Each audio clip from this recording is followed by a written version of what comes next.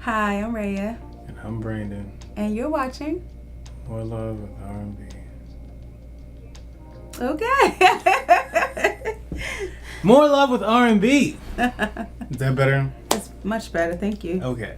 So, what's up, guys? Today we are going to talk about an unpopular opinion, and that is the wedding versus honeymoon. So, here's the premise of this conversation.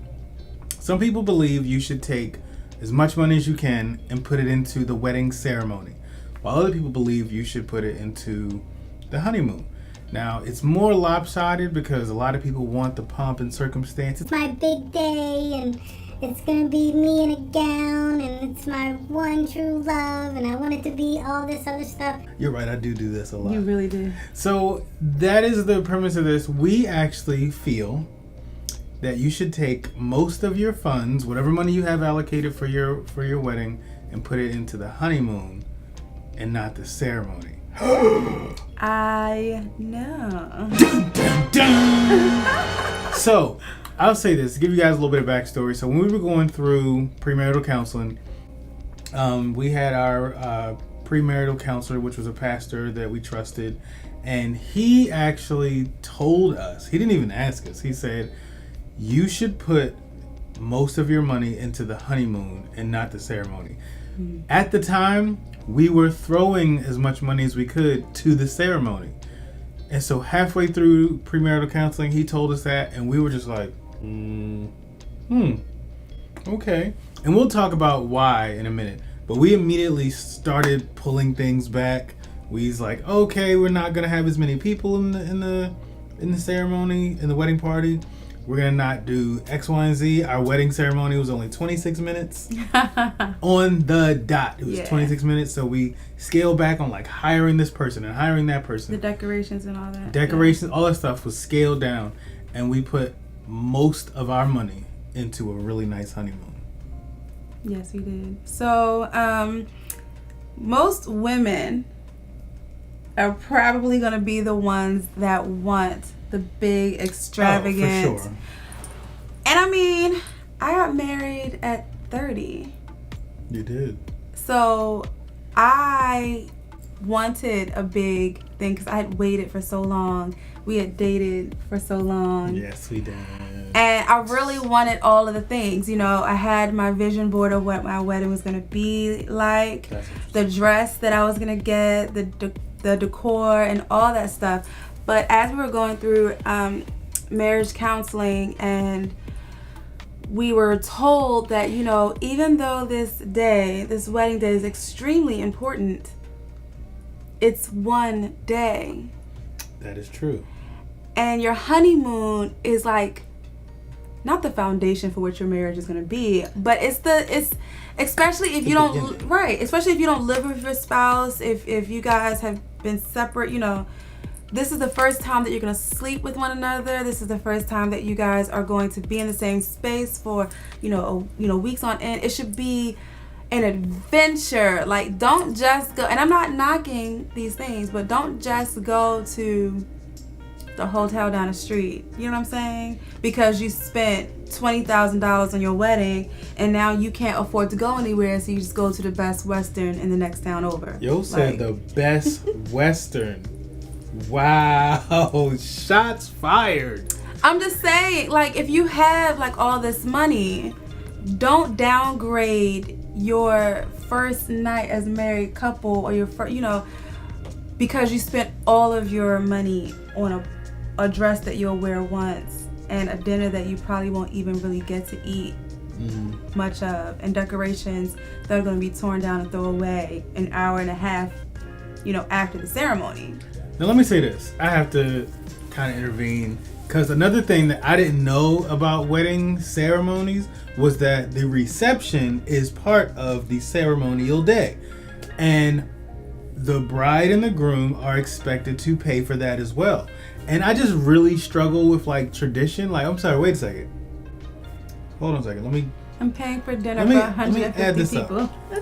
I'm going to have however many people show up. And I'm going to pay for them to eat on my day. Like, who's... And with all the pictures you're taking... Dog, we didn't even get to eat. Like... I struggle with cultural things because I see them and I'm like, that's dumb. Why hasn't anybody along the way said, wait, why are we doing it that way? Like, that's stupid.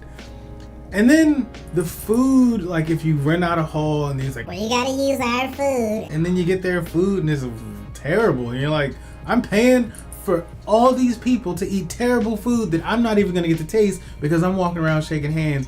And so I'm putting all that money into that. And so I'm like, yo, what this dude is saying about putting money into the honeymoon actually started to make more sense to me. So we scaled down on just about everything. And so just like Rhea said, the reasoning for all of this is because the beginning of our relationship after the ceremony was like another 7 days that was just gonna be us.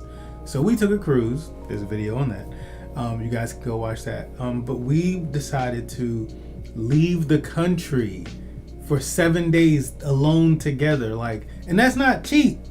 No, it's So not. it made more sense for us to put more of our money into the honeymoon than the ceremony, because I'm paying for other people to eat food. And I gotta be honest real quick, I saw somebody, I don't know if I ever told you this, like I saw like a kid throw a whole plate of food in the trash, and I literally was At our wedding? at our reception, Who is this child?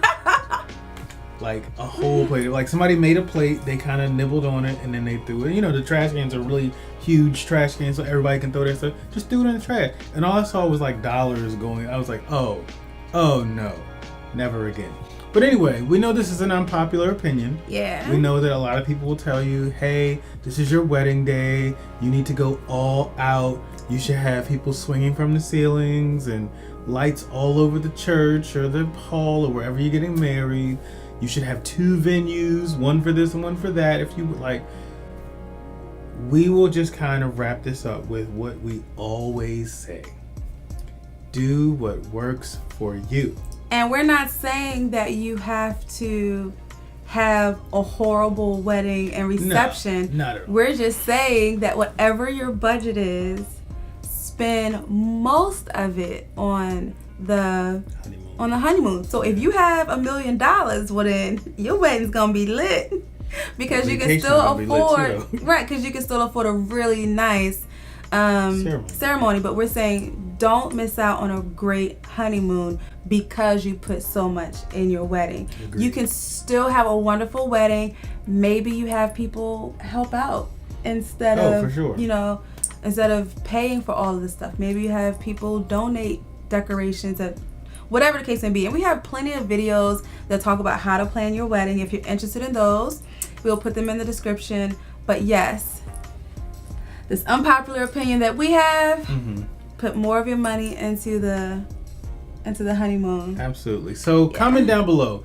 Let us know if you are married. What did you do? Did you put more money into the ceremony? Did you put more money into the honeymoon?